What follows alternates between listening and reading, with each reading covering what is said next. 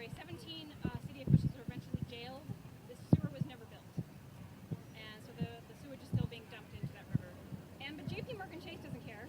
JP Morgan Chase purchased the bonds that were initially used to fund these contracts, and they came in and demanded their payment. They want their money. They don't care who has to suffer. That's why the county filed for bankruptcy and is now trying to negotiate with creditors to figure out who's going to get paid and how that money is going to appear out of thin air. A little bit more about New York City Transit, which is deeply in debt. In 2002, the New York City Transit System subways wanted to begin what it called its capital projects, expansions and repairs. It didn't have the money, and it wasn't going to get the money from the state. And so Bear Stearns, the investment firm, helpfully offered to help the MTA restructure their debt. And what restructuring in that case just meant is that they were going to extend the life, they were going to give them a loan and extend the life of the loan so that the interest rates, so that eventually you end up paying more than what you already end up, because they, like, if you owe $50,000 and you're going to pay it in a month, you extend it to 6 months, you're going to end up paying a lot more. And that's what Bear Stearns suggested that the MTA do, and they did. The other thing that the MTA did is they signed a contract for one of these interest rate swaps with JP Morgan Chase.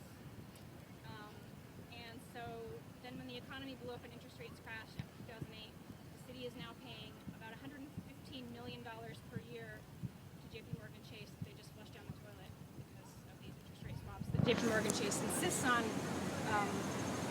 not letting the city out of. In Boston, they're so in debt in Boston that 33 cents of every dollar spent on public transportation goes to pay interest on the debt. Wow.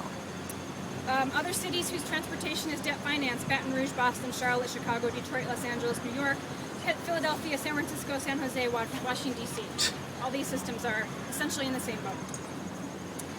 In order to pay these debts, the cities often sell off their assets. So it's privatization. In Chicago, the Skyway Toll Road, which is a 7-mile stretch of highway, has been leased to a private company, so that company can collect tolls on that road. Wow. For the next 99 years, that road has been sold to a private company. The city of Atlanta privatized its water supply in the 90s to pay its debts to Wall Street. It eventually did cancel the contract at great expense because the water was tainted. We should also, since we're here, we have to talk about the World Trade Center. World Trade Center site is basically owned by multinational banks.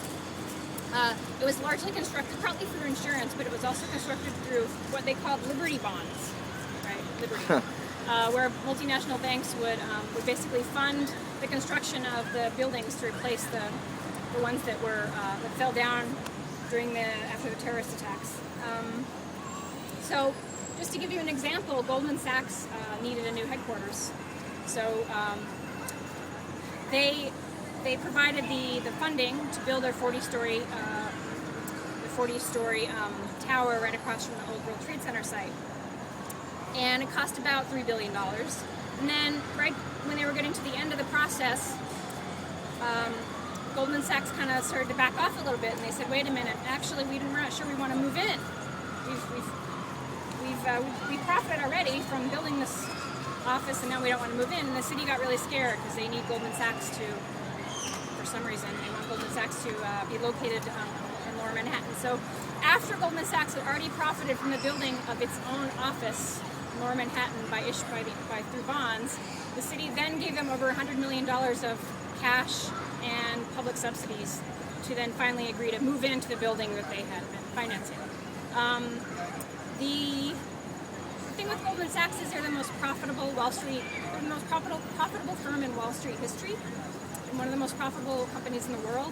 They could have paid for the entire office and the entire infrastructure themselves for what they earn in about 2 months. So they don't need any public subsidies, but yet they received hundreds of millions of dollars. It's very hard to get out of these municipal bond transactions. In many cases, federal bankruptcy codes guarantee that creditors will be paid no matter what. Orange County, California declared bankruptcy in the